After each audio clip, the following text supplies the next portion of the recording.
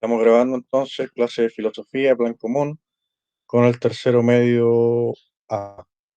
¿Sí? Vamos a empezar entonces con lo que empezamos siempre, que son los saludos. Eh, bueno, varios los saludé ya en la mañana, en el lectivo. ¿Cómo están?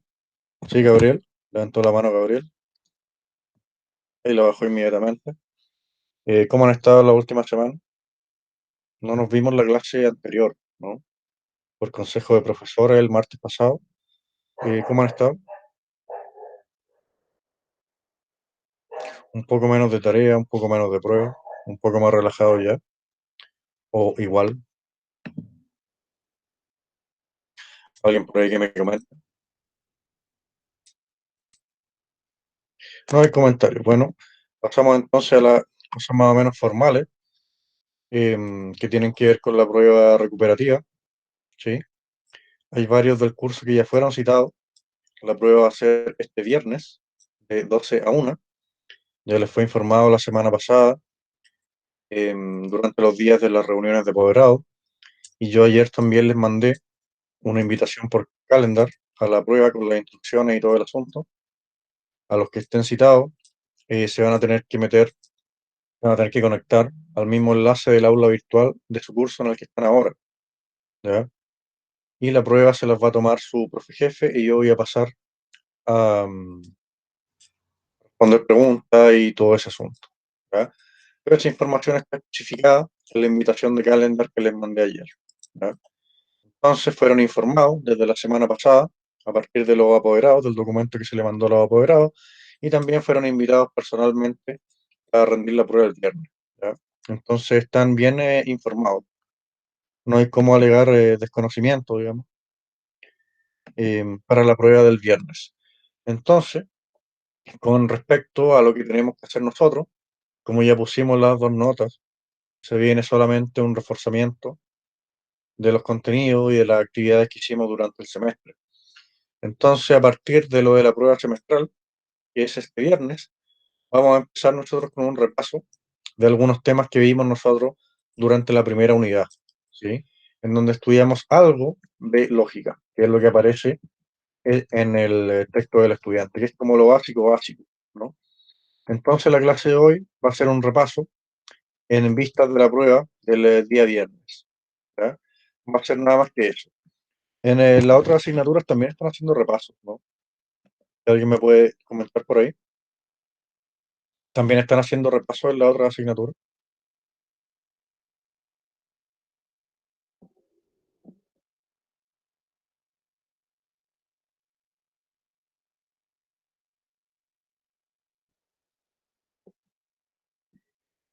¿Alguien que me comente?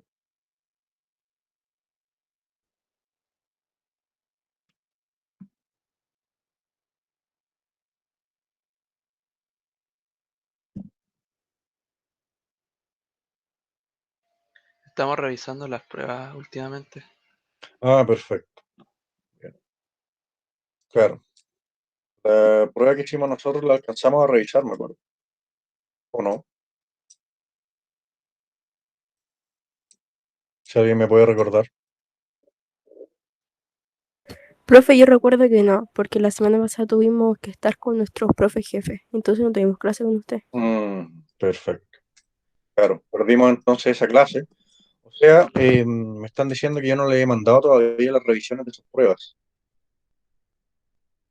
¿Recibieron esa revisión o todavía no?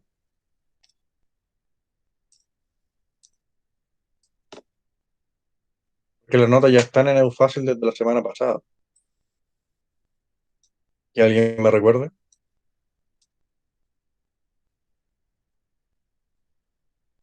Profe, yo tengo la revisión de la nota de Edu Fácil solamente, ¿Ya? pero Y no la me revi- mandó ya, perfecto. Entonces hoy tendríamos que hacer la revisión porque la clase anterior simplemente no la tuvimos, ¿ya? Voy a dejar entonces de compartir acá y me voy a meter a mi cuenta para mandarle inmediatamente las pruebas revisadas. Vamos acá entonces. No están viendo lo que hago, ¿cierto? No, no se ve nada. Perfecto. Eso no me gusta mucho cuando uno pierde clase.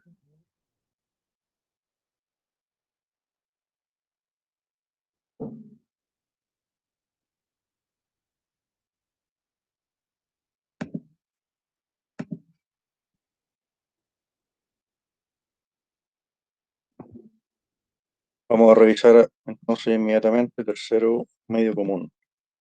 Acá estamos, ustedes son el tercero A. Acá estamos con el tercero A. Perfecto. Puesto 21. Les va a llegar entonces un correo, ahora inmediatamente, con sus notas. ¿Ya?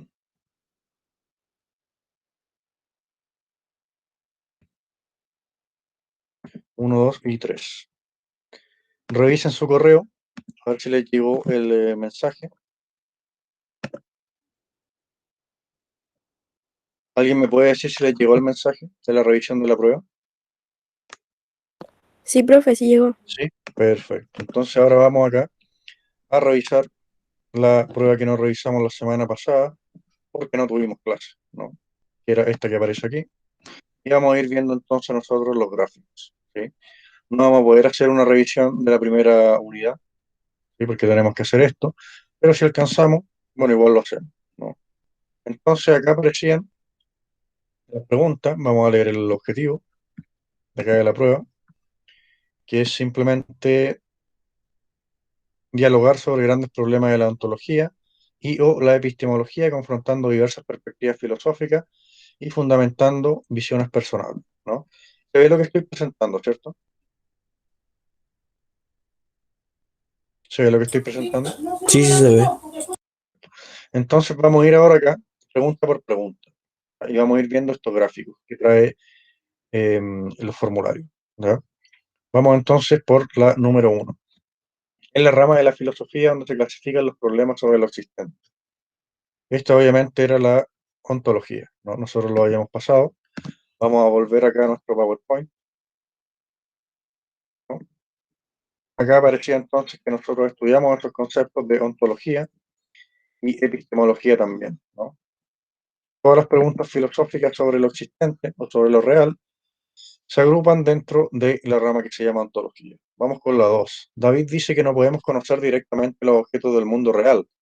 Más bien, según él, lo que podemos conocer son solo nuestras propias percepciones que representan a las cosas del mundo real. La posición de David puede ser calificada como, esto acá era realismo indirecto. Solamente uno marcó otra opción que no era, ¿no? Esto también nosotros lo habíamos visto acá, algunas posiciones epistemológicas, realismo directo y realismo indirecto acá. Y teníamos incluso un argumento a favor del realismo indirecto representacional, ¿no? A partir de esta imagen acá de las mesas en la sala de clase, ¿no? Nosotros cuando nos acercamos a una mesa o a cualquier objeto, nuestra percepción de la mesa se vuelve más grande, ¿no? Pero cuando nos alejamos de la mesa, nuestra percepción de la mesa se vuelve más pequeña, ¿no? Pero la mesa real no cambia de tamaño, ¿no? Entonces acá teníamos un argumento a favor de este realismo representacional, en donde la percepción que yo tengo de las cosas no es la cosa misma. Y decía más o menos así, si dos cosas se diferencian en alguna propiedad, esas dos cosas no son la misma cosa, ¿no? Si dos cosas se diferencian en al menos algo, si dos cosas se diferencian en al menos una característica, esa es razón para pensar que esas dos cosas no son la misma cosa, ¿no? La percepción que tengo de la mesa se hace más pequeña y más grande conforme me alejo o me acerco. La percepción de la mesa tiene una propiedad que la mesa real no. La mesa real no cambia de tamaño, pero mi percepción de la mesa sí cambia de tamaño conforme me acerco o me alejo. Por tanto, la conclusión, a partir de lo que dijimos acá en 1, es que la mesa que percibo no es la mesa real. Es un argumento a favor del realismo indirecto o representacional. Acá la alternativa correcta entonces era realismo indirecto. Vamos entonces con la siguiente. Y está segura de que las cosas del mundo existen por fuera de su mente. Esta posición puede ser calificada como, acá la respuesta correcta, que tuvo la mayoría, era realismo, ¿no? Subjetivismo no era, ¿no? Esa es una posición metaética. Aristotelismo no lo vimos nunca, ninguna de las anteriores no era, porque la correcta era el realismo. La posición ontológica del realismo también nosotros lo vimos acá, que es simplemente la posición ontológica que defendemos todos en la vida cotidiana, digamos. Todos somos realistas porque todos asumimos que los objetos que vemos cotidianamente son objetos que efectivamente existen, ¿no? Así acá en el PowerPoint, el realismo es la posición ontológica que defiende la existencia de objetos externos a nosotros, ¿sí? Y nosotros defendemos la posición de que el árbol que estoy viendo en este momento realmente es externo a mi mente, estoy siendo yo un realista, ¿no? Ahora es complicado el asunto del realismo en el caso del realismo indirecto o representacional. ¿Por qué? Porque un realista indirecto es que lo que conocemos no son las cosas reales, sino que son nuestras ideas o percepciones que representan cosas reales. Entonces acá se da el problema, ¿no? Si es que nosotros solamente tenemos acceso a nuestro conocimiento o a nuestras percepciones, ¿cómo sabemos nosotros que existen objetos reales si es que no podemos salir, por así decirlo, de nuestras ideas o percepciones? El realismo indirecto no podría afirmar un realismo ontológico por ese problema que surge ahí. Si es que nosotros solamente podemos conocer nuestras percepciones o nuestras ideas, o si es que tenemos acceso a nuestro propio conocimiento, nosotros no podríamos estar seguros que existen cosas externas a nuestras percepciones, porque eso significaría salir por fuera de nuestras percepciones a ver las cosas tal y como son, digamos, cosa que no podríamos hacer si es que somos realistas representacionales. Vamos acá con la otra pregunta, que es la 4. Acá podemos ver según el gráfico que la mayoría se equivocó en esta pregunta, ¿no? Solamente 8 la tuvieron correcta y dice lo siguiente. Martín está seguro de que los objetos del mundo son exactamente tal y como él los percibe. La posición puede ser descrita como, acá, claro, los que marcaron realismo directo no estaban tan equivocados, pero esto también es una posición epistemológica, ¿no? Porque se refiere también al conocimiento.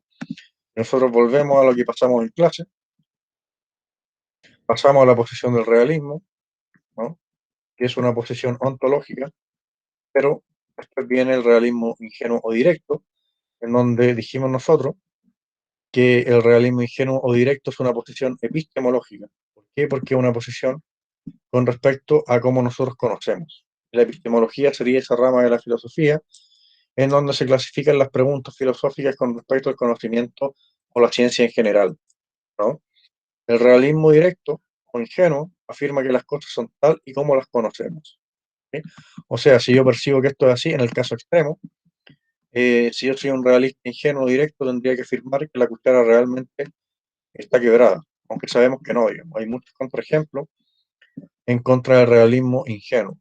O si alguien piensa, por ejemplo, que los colores realmente son propiedades de las cosas y no sensaciones que nosotros sentimos a partir de la luz que se refleja en los objetos, también estaríamos hablando ahí de un realismo ingenuo, ¿no? Si alguien piensa que los colores están en las cosas, digamos, sería de alguna manera suscribir a un realismo ingenuo, ¿no? Entonces, acá teníamos nosotros la definición que pasamos en clase. A diferencia del realismo a secas, el cual es una posición ontológica, el realismo directo o ingenuo es una posición epistemológica. ¿Por qué? Porque es con respecto a cómo nosotros conocemos las cosas. Obviamente, un realista ingenuo es el tipo que afirma que las cosas son tal cual nosotros las conocemos. O de otra forma, nosotros conocemos las cosas tal y cual como las cosas son, ¿sí? No hay ninguna diferencia entre nuestro conocimiento y cómo son las cosas realmente. O no hay ninguna diferencia entre cómo las cosas nos parecen y cómo las cosas son realmente. O sea, no hay ninguna diferencia entre el ser y el parecer, digamos, ¿sí? Si yo percibo esto de esta manera, esta cosa es realmente así, digamos. Entonces acá la alternativa correcta era que ahí sí son verdaderas. Realismo directo y una posición epistemológica también. Vamos a las 5. Tomás piensa que la sociedad no es algo que realmente existe, ya que para él lo único que existe son los individuos particulares. La posición de Tomás puede ser clasificada como, acá la posición correcta era la B y la C. Era el nominalismo y a su vez también contraria al platonismo. Acá tenemos que recordar los conceptos de nominalismo y platonismo, que era lo que teníamos acá nosotros al final, ¿no? Cuando vimos nosotros el tema del problema de los universales, en donde aparecía acá, ¿no? Y para Platón lo más real son los universales, ¿no? Los conceptos universales. Para los nominalistas, como Quine, que era el que aparecía en el libro que tienen ustedes, ¿sí? Lo más real son los particulares o los ejemplares, ¿no? Teníamos ahí nosotros que en el libro aparecía esto, ¿no? Platonismo versus nominalismo. Si nosotros pensamos que lo más real son los universales, somos platonistas. Si decimos que lo más real son los individuos, somos nominalistas, ¿no? En la cita que tenían en el libro, Quine, un nominalista, llegaba al tipo de decir que el concepto de rojez no significaba nada real. No existía la rojez para Quine, sino que solamente existen individuos rojos o individuos que tienen la propiedad de ser rojos, ¿no? No existe la rojez, sino que existen cosas rojas, ¿no? Entonces acá, para responder a ustedes esta pregunta, tenían que tener claro bien lo que era el platonismo, lo que era el nominalismo, etcétera, ¿no? Acá, si ustedes se fijan, Tomás piensa que la sociedad no es algo que realmente exista, ya que para él lo único que existe son los individuos particulares. O sea, acá, este tipo sería un nominalista, ¿no? Ocho marcaron, esta no estaban tan equivocados. Dos marcaron que era contraria al platonismo. Tampoco están equivocadas estas 10 personas, pero la respuesta más correcta era la B y la C, ¿no? Nominalismo y contraria a Platón. Esta es una posición que efectivamente existe en la filosofía de las ciencias sociales. Hay mucha gente que explica cosas que pasan en el país, digamos, em, y lo explican hablando de la sociedad, ¿no? La responsabilidad de esto es de la sociedad, o la sociedad causa que pasen tales fenómenos. Un nominalista no aceptaría ese tipo de explicaciones, porque para el nominalista los conceptos universales como sociedad no existen, solamente existen individuos particulares. O sea, los únicos que pueden producir cosas son los individuos y no la sociedad. Los únicos que pueden producir cosas o cambios, por ejemplo, en el país son los individuos, no es la sociedad en conjunto, porque la sociedad no sería nada más que un grupo de individuos. Sociedad para un nominalista no sería nada más que un concepto universal y los conceptos universales no representan cosas que existan verdaderamente. Lo único que existen son, en este caso, los individuos particulares, ¿sí? Vamos entonces con la pregunta 6, si es que no quedaron preguntas sobre las preguntas anteriores. ¿Cuál de las siguientes preguntas tiene un supuesto? ¿No? Acá era la A. ¿Por qué? ¿Cuál es el supuesto acá? Es que Dios existe. Si yo me pregunto por qué Dios es bueno, estoy dando por hecho, o estoy presuponiendo, o estoy suponiendo que Dios existe, ¿no? Esta habilidad de identificar supuestos es bien importante a la hora de leer, y sobre todo a leer textos argumentativos, y sobre todo leer textos argumentativos filosóficos, ¿no? Hay que estar bien atento a las preguntas o a las tesis que tengan presupuestos. Si yo pregunto por qué Dios es bueno, estoy presuponiendo en primer lugar que Dios existe, ¿no? Estas preguntas de acá no tienen presupuesto, ¿no? Me estoy preguntando radicalmente sobre la existencia de estos conceptos, ¿no? Pero esta pregunta sí tiene presupuesto. Estoy dando por hecho que Dios existe, ¿ya? Cuando me pregunto si Dios es bueno. Vamos acá con la 7. ¿Cuál de estas preguntas no es epistemológica? ¿Sí? La respuesta correcta era, si el espacio existe, ocupa un lugar en otro espacio más grande, que era una pregunta ontológica, ¿no? Todas las demás preguntas se refieren al conocimiento, ¿sí? ¿Podemos conocer realmente los objetos? ¿Cuál es el conocimiento más cierto de todos? ¿Es posible tener un conocimiento absolutamente neutral? Acá tenemos que volver entonces a lo que vimos nosotros sobre la epistemología, que era la rama de la filosofía que se pregunta sobre el conocimiento en general y sobre la ciencia también en particular. Acá teníamos también, vimos en clase algunos ejemplos sobre preguntas epistemológicas.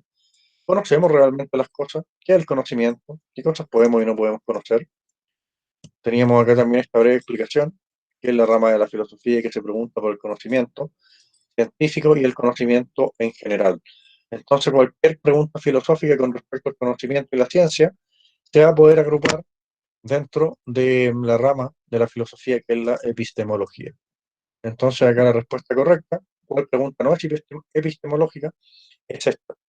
que no hablaba del conocimiento, sino que más bien era una pregunta ontológica, ¿no? Era particularmente una pregunta ontológica que se hace Zenón de Elea, discípulo de Parménides.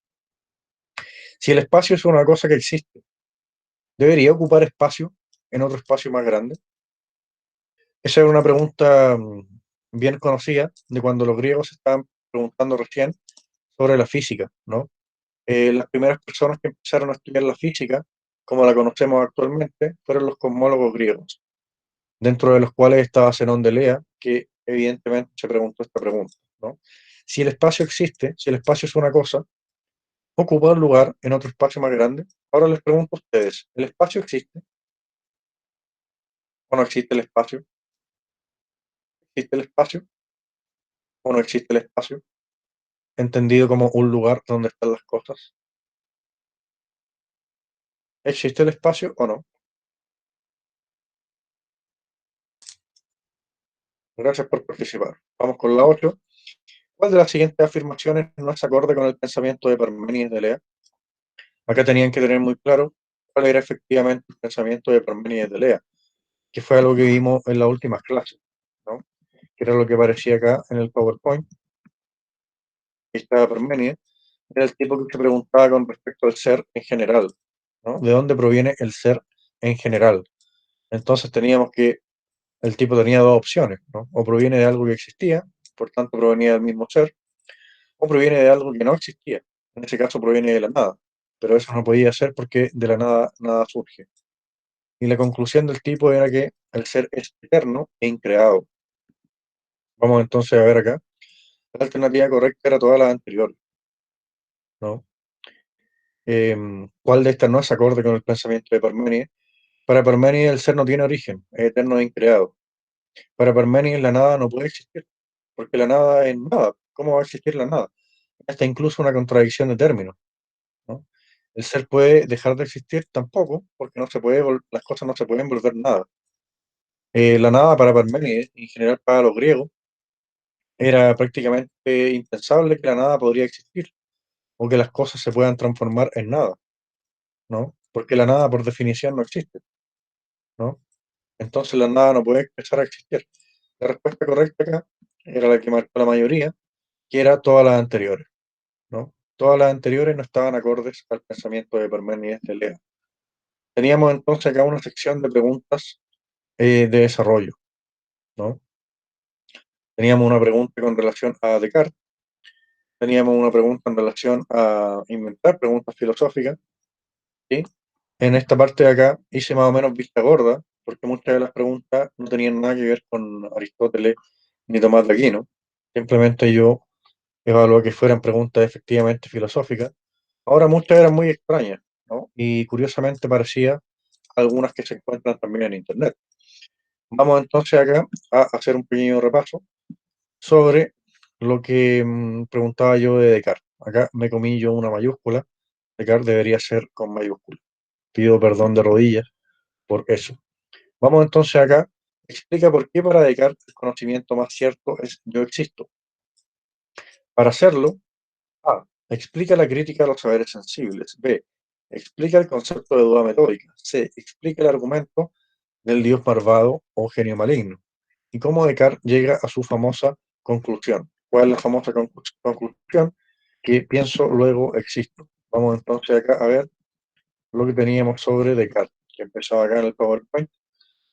Entonces veíamos nosotros que el tipo parte preguntándose cuál es el conocimiento más cierto, ¿no? O sea, una pregunta epistemológica, ¿no? ¿Cuál es el conocimiento del cual no se puede dudar en absoluto? Para encontrar entonces el conocimiento sobre el cual no se puede dudar en absoluto, el tipo va a utilizar la duda como método. Es decir, no es que el tipo vaya a dudar realmente de las cosas, sino que solamente va a dudar como método, simplemente para llegar a la respuesta a la pregunta que él se preguntaba, que es cuál es el conocimiento más cierto.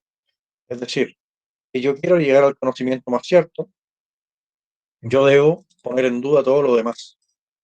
Debo dudar de todo lo demás, digamos.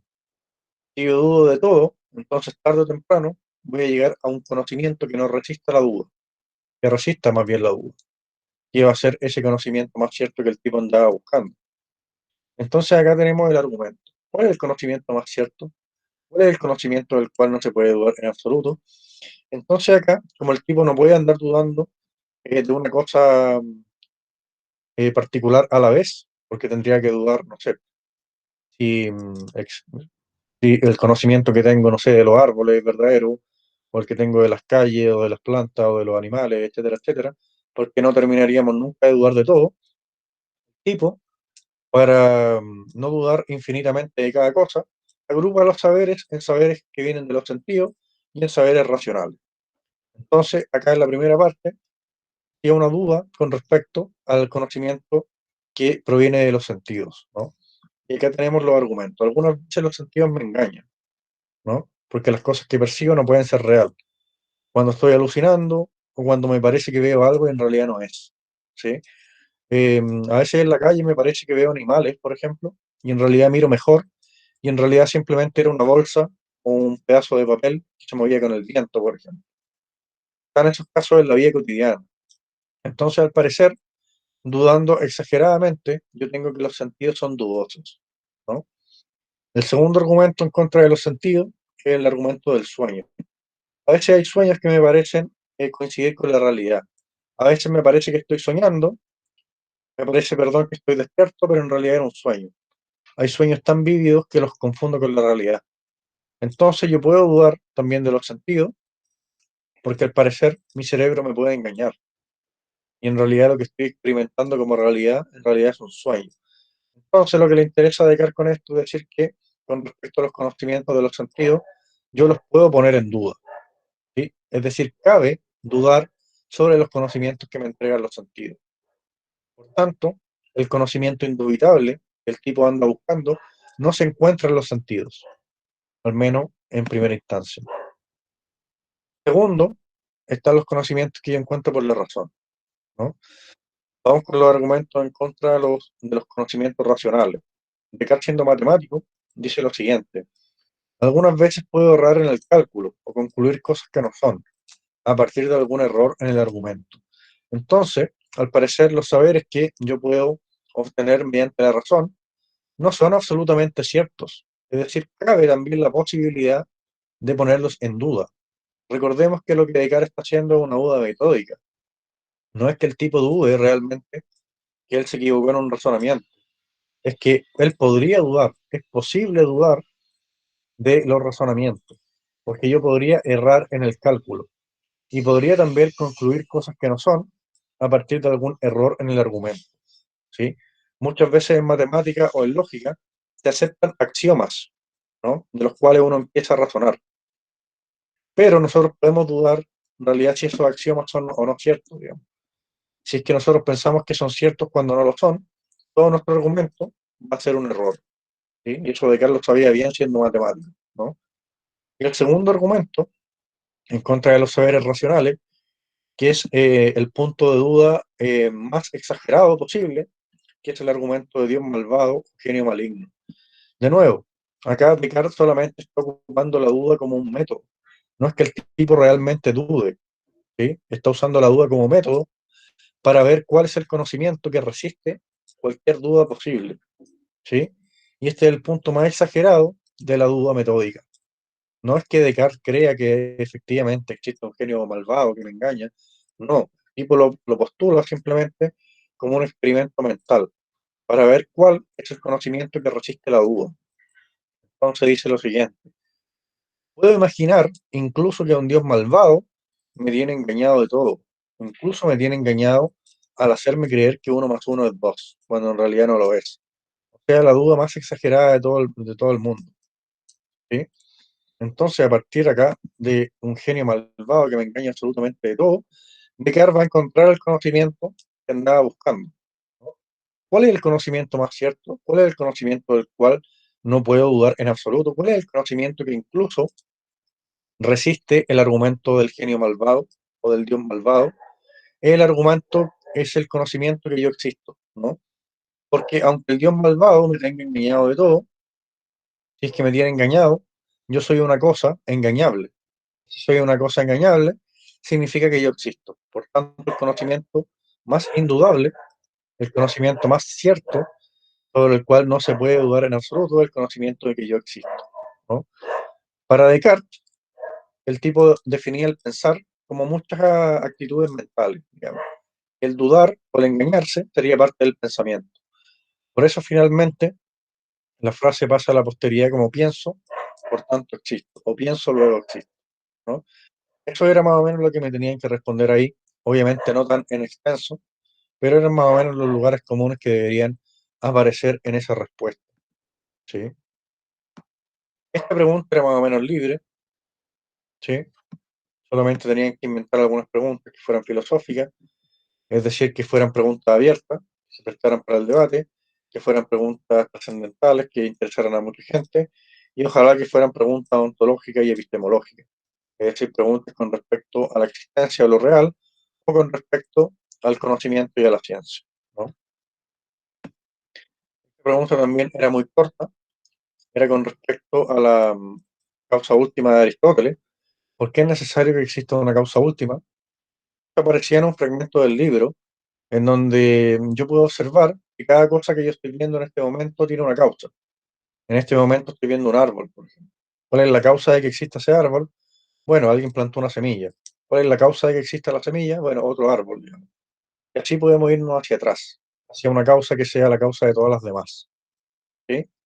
Entonces, ¿cuál era la necesidad de Aristóteles de una causa última hacia atrás?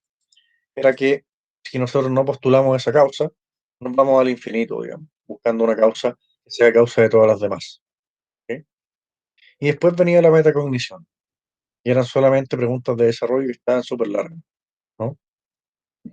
Acá teníamos el problema ontológico de los universales, todo el cual ya más o menos pasamos, y tenemos acá este experimento mental de los cerebros en la cubeta, que era más o menos también libre, ¿no? Usted no sabe que es un cerebro suspendido en una cubeta llena de líquido, en un laboratorio y conectado a un computador, que lo alimenta con sus experiencias actuales, como aparece acá en esta representación graciosa, ¿no? Bajo el control de algún ingenioso científico, técnico, benévolo o maligno de acuerdo a su gusto. Puesto que, si usted fuera un cerebro así, asumiendo que el científico es exitoso, nada dentro de sus experiencias podría revelar que usted lo es, ya que sus experiencias son, según la hipótesis, idénticas con las de algo que no es un cerebro en una cubeta. Es decir, el cerebro está convencido de que está jugando a la pelota, cuando en realidad solamente se están estimulando algunas partes del cerebro responsables de las percepciones visuales o sensoriales o de cualquier tipo, ¿no? El cerebro está seguro de que está jugando a la pelota porque está experimentando las sensaciones idénticas a como si es que estuviera jugando a la pelota. Supongamos que este cable de acá va hacia la zona de experiencia olfativa, digamos, entonces activa la experiencia de estar oliendo una cancha de fútbol, por ejemplo. Supongamos que este cable de acá activa experiencias visuales, ¿no? Entonces el cerebro está convencido de que está jugando a la pelota, ¿no? Entonces acá venían algunas preguntas de reflexión. A partir del fragmento, según sus propias palabras, ¿el problema es ontológico o epistemológico? Esa era una pregunta más o menos abierta. Yo lo que evalué acá es si ustedes eran capaces de argumentar su posición. Algunos me ponían que era un problema ontológico, porque estábamos hablando con respecto a la realidad del mundo, y algunos me decían que era epistemológico, porque estábamos juzgando si es que lo que percibíamos podía ser real o era una alucinación producto acá de este computador, digamos, que se conectaba al cerebro, ¿no? B, relacione el experimento mental con cualquier parte del pensamiento de Descartes, ¿no? La conexión era más o menos obvia, ¿no? Tenía relación con el argumento del genio maligno. E, invente un argumento para defender la posición de que no somos cerebros en cubetas, que nuestras experiencias son reales. El argumento no puede apelar a los sentidos. Cuando me respondían ustedes a esta pregunta, ¿qué es lo primero que hacían? Apelar a los sentidos, digamos. Entonces ahí faltó lectura o faltó abstracción, ¿no? Ustedes me tenían que entregar un argumento para defender la posición de que no somos cerebros en cubeta, pero que no pudiera apelar a los sentidos, ¿no? E inventar un argumento en contra de su propia posición.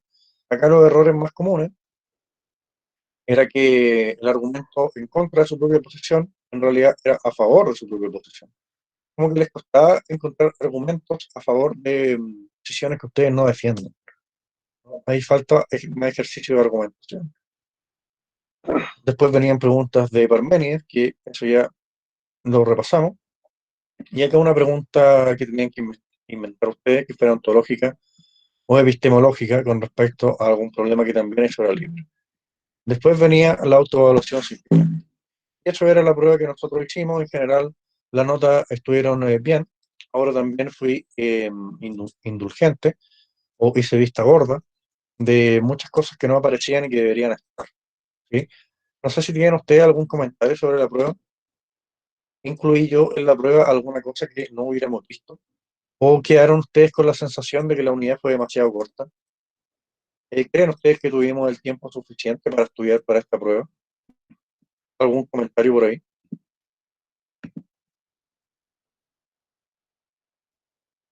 ¿Algún comentario sobre la unidad o sobre la prueba en particular? Yo encontré que todo lo que vimos estaba en la prueba, así que no me encontré tan complicada. Ujú. Perfecto, gracias ahí, Alonso. ¿Algún otro comentario? Yo igual encontré que la prueba no estaba tan difícil, pero la metacognición fue lo que como que nos perjudicó porque era muy Ya. larga. Perfecto, claro. Ahí calculé mal el espacio, ¿no? Pero también se les dio el tiempo, ¿no? El formulario, me acuerdo que ese día estuvo abierto hasta tarde también, ¿no? Pero también es algo que voy a considerar para las otras pruebas. Solamente hacer pruebas de alternativa, aunque igual este es un ramo en que, no sé, hay que leer y hay que escribir, por así decirlo. Por eso me da cierto rechazo hacer pruebas solamente de alternativa. Por eso intenté hacer la metacognición con preguntas de desarrollo, pero sí yo coincido con Martina en que para el tiempo que teníamos estaba más o menos larga también. Aunque también del tiempo, ¿no? Pero sí, estaba más o menos larga para solamente una hora. En todo caso, la prueba igual estuvieron más o menos bien, ¿sí? No sé si alguien más tiene algún otro comentario sobre la prueba o sobre la unidad en general.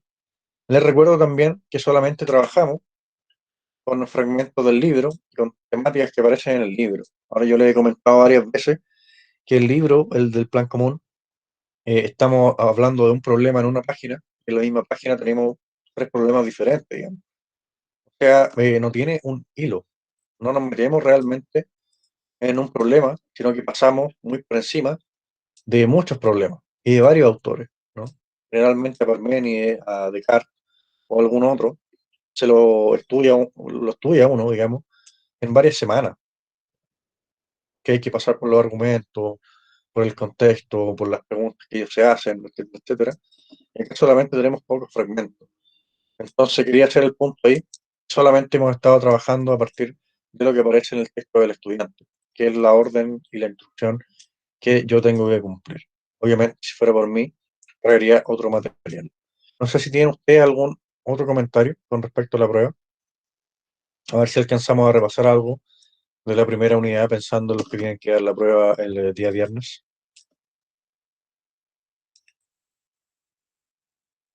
Al parecer no. Entonces recordemos un poco, bien por encima, va a ser el recordatorio de la primera unidad, ¿no? Teníamos nosotros acá este, este objetivo con el que trabajamos la primera unidad. Aplicar principios y herramientas elementales de argumentación en el diálogo, la escritura y diferentes contextos, considerando la consistencia y la rigurosidad lógica, la identificación de razonamientos válidos e inválidos y métodos de razonamiento filosófico. Básicamente el énfasis nosotros lo pusimos acá, en un poco de lógica y de algunas maneras de identificar razonamientos válidos e inválidos o razonamientos válidos y falacias. Y teníamos toda una lista acá de conceptos, ¿no? El PowerPoint este ustedes lo tienen, los que tienen que dar la prueba pueden estudiar de acá, obviamente. Teníamos lógica como ciencia formal, proposición o enunciado, premisa, conclusión, verdad, validez. Acá los conceptos más importantes son los de verdad y validez, ¿sí? Entonces vamos a pasar acá un poco con respecto a esto. La verdad se refiere solamente a la adecuación o inadecuación de los enunciados o proposiciones con respecto al mundo, ¿sí? Por ejemplo, si yo digo todos los gatos son mamíferos, eso es verdad en la realidad. Por tanto, la proposición, todos los gatos son mamíferos, tiene la propiedad de ser verdadera. Si yo digo por el contrario, todos los gatos son plantas, eso no es real, como funciona el mundo, digamos, empírico, según la ciencia que tenemos actualmente. Los gatos no son plantas. Por tanto, ese enunciado, todos los gatos son plantas, no tiene la propiedad de ser verdadero, sino que más bien es falso. Por otro lado, el concepto de validez se refiere a la estructura o forma de argumento. Cuando decimos nosotros que un argumento es válido, nos referimos simplemente a si la conclusión se sigue o no se sigue de las premisas. Nosotros podemos determinarlo eso, hay pruebas formales, hay demostraciones formales para mostrar si un argumento es deductivo o no, pero nosotros estudiamos acá esta prueba de los círculos, ¿no? Con los círculos yo podía más o menos mostrar que el argumento era válido o no era válido. Entonces, nuevamente, la validez se refiere a si el argumento, la conclusión se sigue o no se sigue de las premisas, mientras que el concepto de verdad es una propiedad que solamente se aplica a los enunciados o proposiciones, en donde decimos si el enunciado o proposición tiene relación con el mundo o no tiene relación con el mundo, ¿sí? Entonces pueden haber argumentos que sean formalmente válidos, pero empíricamente falsos algunas de sus premisas, ¿no? Vamos a ver acá. La validez solamente es una propiedad de los argumentos, mientras que la validez es una propiedad solamente de los enunciados, ¿no? Vamos a ver acá.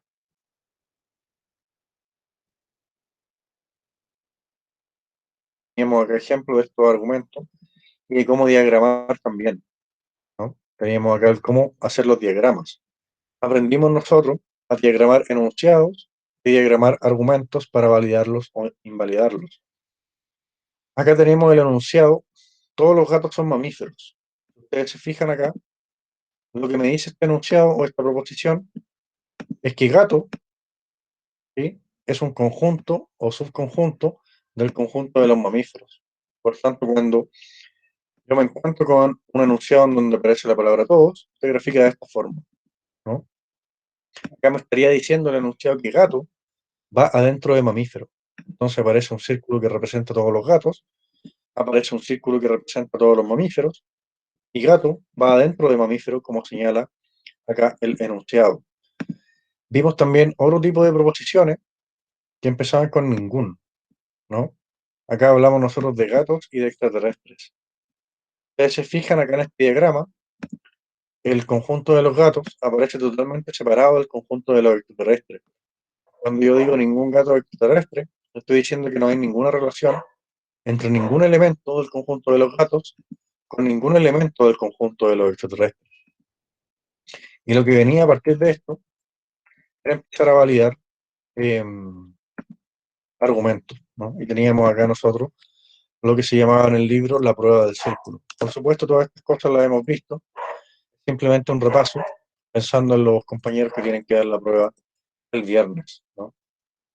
Entonces, para hacer esta prueba del círculo, yo simplemente tengo que graficar o diagramar la premisa 1, la premisa 2 y nada más, ¿no? Vamos a intentar hacerlo acá de nuevo. Vamos a borrar entonces esto y lo vamos a explicar paso por paso.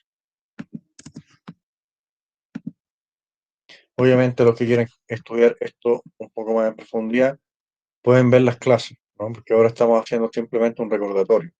Entonces, primer paso para evaluar si un argumento es válido o no es válido. Graficamos nosotros la primera premisa, que me dice todos los gatos son mamíferos. Entonces tengo acá un círculo que va a representar a los mamíferos. Me dice el enunciado que todos los gatos son mamíferos. Por tanto, dentro del círculo de mamíferos, yo dibujo otro círculo que va a representar a los gatos. Y listo. ¿Ya? Yo diagramé el enunciado 1 o la premisa 1. Ahora tengo que graficar la 2. Félix es un gato. El círculo de gato ya lo tengo hecho. Entonces solamente tengo que incorporar el círculo de Félix adentro de gatos, ¿no? Porque me dicen que Félix es un gato.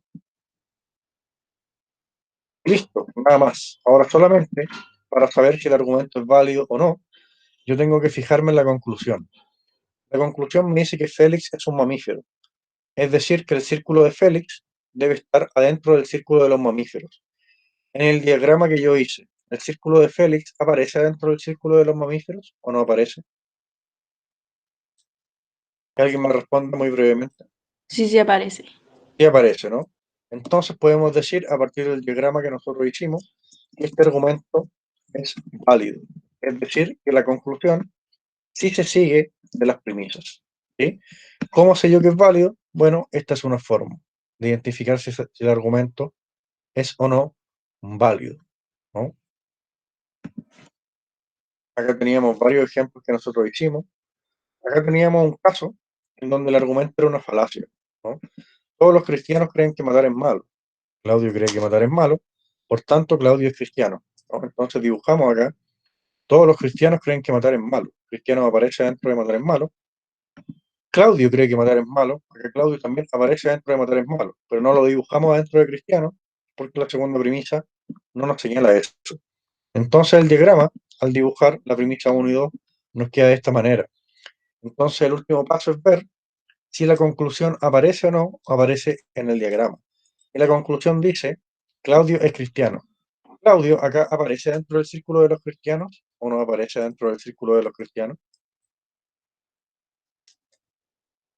Que alguien me responda muy brevemente. ¿El círculo de Claudio aparece dentro del círculo de los cristianos o no? No, no aparece. No aparece, por tanto este argumento no es válido, ¿no? El argumento es una falacia. Cada vez que yo argumento de esta forma, cada vez que yo ocupo esta estructura con cualquier contenido, voy a incurrir en falacia, ¿no? Como por ejemplo acá, que es la misma estructura. Todas las feministas creen en la equidad de género. María cree en la equidad de género, por tanto María es feminista. La misma estructura que yo ocupé en este otro argumento, la estoy ocupando acá, pero con diferente contenido. Esto también sería una falacia, ¿no? Y lo puedo demostrar acá con el diagrama. ¿Sí? Eso habíamos visto nosotros con respecto a lo de validar o invalidar argumentos mediante diagramas.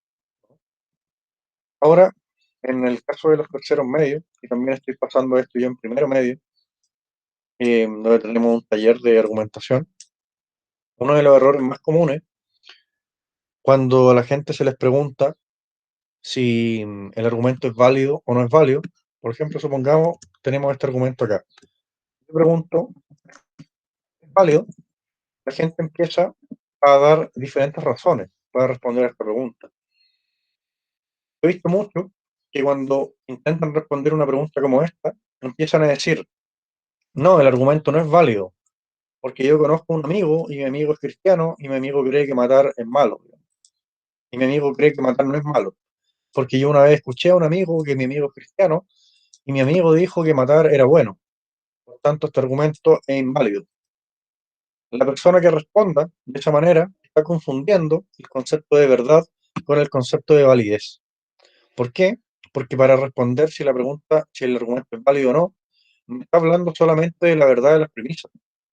Tenemos que recordar acá que el concepto de validez simplemente se refiere a si el argumento, en la conclusión, se sigue o no se sigue las premisas.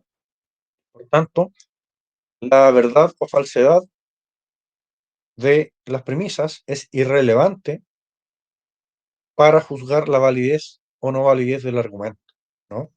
Entonces, cuando nosotros nos encontramos con esta pregunta, si es válido, simplemente estamos preguntando si la conclusión se sigue o no se sigue de las premisas. ¿Cómo puedo yo mostrar eso o demostrar que se sigue o no se sigue de las premisas? Una manera es con estos diagramas, ¿no? Que una persona ve esta pregunta, es válido el argumento y me empieza a hablar, no, es que yo conozco a un cristiano que es un amigo de mi papá que dijo una vez que matar era bueno, digamos, por tanto el argumento no es válido. Esa persona que responde así está confundiendo el concepto de validez con el concepto de verdad. Válido significa simplemente que la conclusión se siga o no se siga de las premisas, ¿no? Acá teníamos nosotros armas de pensamiento crítico que son poderosísimas. Cuando nosotros nos encontramos frente a un argumento, inmediatamente nosotros tenemos que preguntarnos y tenemos que usar los conceptos de verdad y validez. Cuando nos encontramos nosotros frente a un argumento, tenemos que preguntarnos inmediatamente, ¿son todas las premisas verdaderas? Y la respuesta es no, listo, el argumento se cayó, porque alguna de las premisas no era verdadera. Pero si es que todas las premisas son verdaderas, tenemos que preguntarnos inmediatamente, ¿es válido el argumento? Si el argumento no es válido, nuevamente el argumento se cae, porque su estructura es una falacia.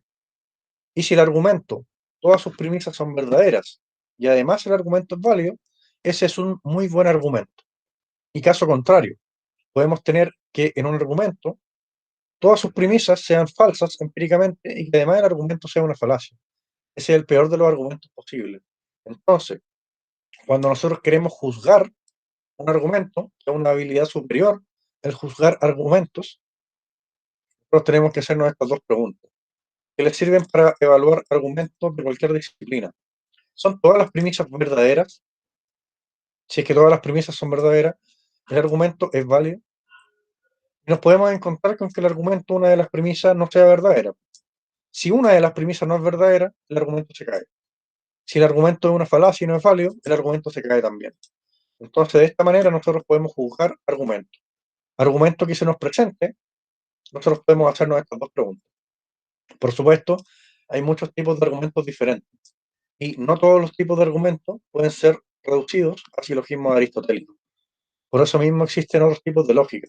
Acá estudiamos nosotros algo de lógica aristotélica, pero también existe la lógica proposicional, digamos, que es más usada en filosofía. Existen otros sistemas también diferentes. Entonces, sabiendo uno cuáles son las formas válidas o no válidas de argumentar, o métodos para saber si el argumento es válido o no, este es uno de los métodos, es un método bien visual, pero existen otros métodos para demostrar la validez o invalidez que son netamente formales, que tienen más que ver con una especie de álgebra. Nosotros podemos jugar cualquier tipo de argumento posible, ¿no? Simplemente esas dos preguntas son un arma de pensamiento crítico poderosísima. ¿Son todas las premisas verdaderas? ¿Es válido el argumento? Nosotros nos podemos encontrar con casos también en que tengamos que un argumento es formalmente válido, pero las premisas son empíricamente falsas. Como por ejemplo el siguiente argumento. Todos los humanos son plantas. Juan es humano. Juan es una planta, ¿no? Este argumento, si yo hago la prueba del círculo, me va a salir que es válido, ¿sí? Pero la primera premisa es empíricamente falsa, ¿no? Y la conclusión, si es que Juan es una persona, también va a ser falsa, ¿no?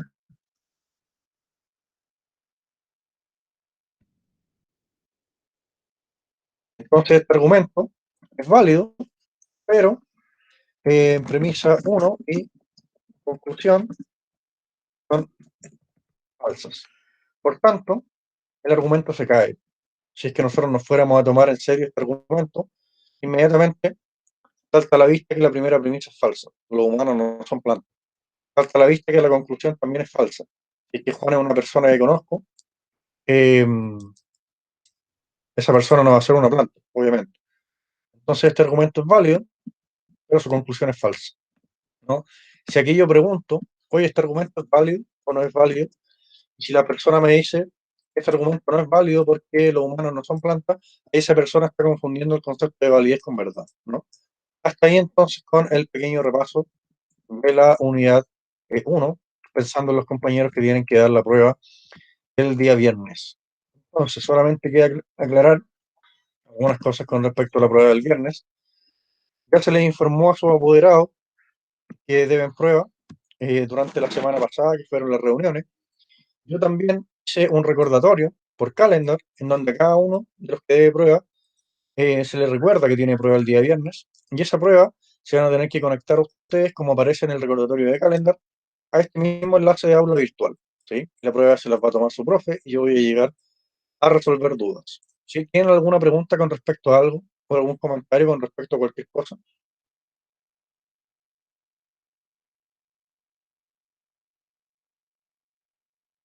Perfecto, entonces, quedando 4 minutos para que termine la clase y sin nada más que decir, terminamos acá. Se pueden retirar, nos vemos el viernes con los que tengan que dar pruebas. Que estén muy bien, cuídense harto. Chao, profe. Chao, Chao, profe. chao, chao.